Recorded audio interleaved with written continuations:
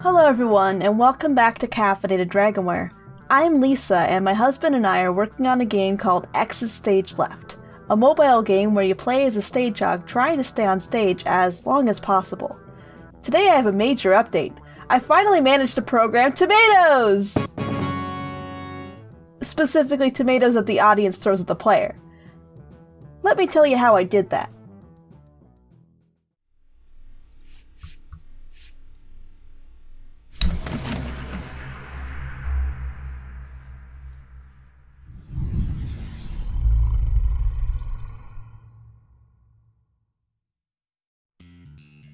To start off, I needed to set up a test scene. As you'll know if you've been watching our progress so far, every time I implement a new feature into the game, I make sure to create a separate testing room scene that acts as a standalone area for that feature. The tomatoes were no exception.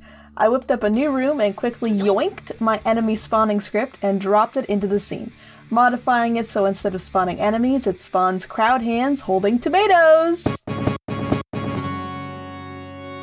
And it needed to spawn at a different place each time. When it came to the tomato being thrown, it was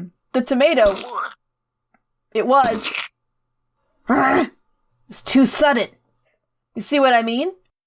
There's no time to dodge the tomatoes if they're instantaneously popping up all over the place. To give the player more warning before the tomato hits them, I made the tomatoes slow the heck down.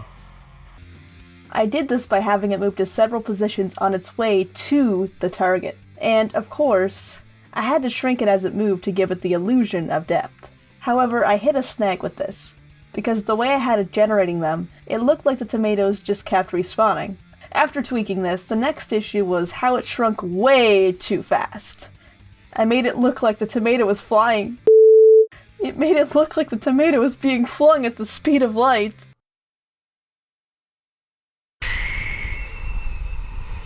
Anyways, these sorts of things need to be corrected, so I got to work figuring out the coordinates needed for an example. These numbers would help me work out the formula to give the tomatoes trajectory.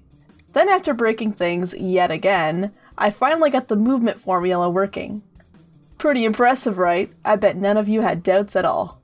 Quick show of hands, who all had doubts? Why, you little... That's it! You guys are only gonna be allowed to show up one at a time from now on. There.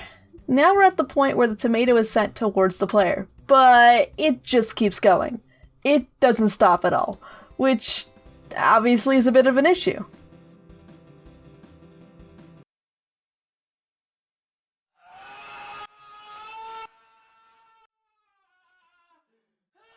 Okay, so now I've managed to get it to stop at the target, but the aim is off. I fixed this by adjusting the anchor points of the sprites, and tweaked the formula a bit so it could account for errors.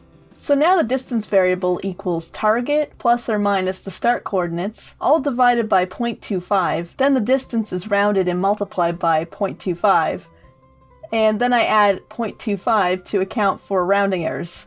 Simple, right? Now the tomato's movement won't look so choppy, since I'm having it move less each time. And since it's only moving by 0.25 each time, the distance has to be divisible by 0.25, or the tomato won't hit the target. Anyway, I hope that wasn't too mathy. I'm sure Stanley made some cool visuals so it'll be more engaging.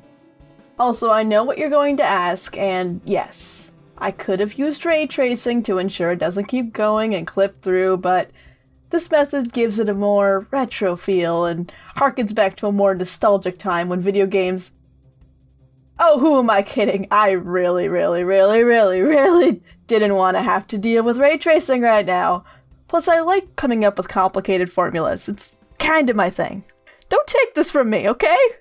Anyways, now that the tomato is making contact, it's time to add a splat effect. This should be pretty easy.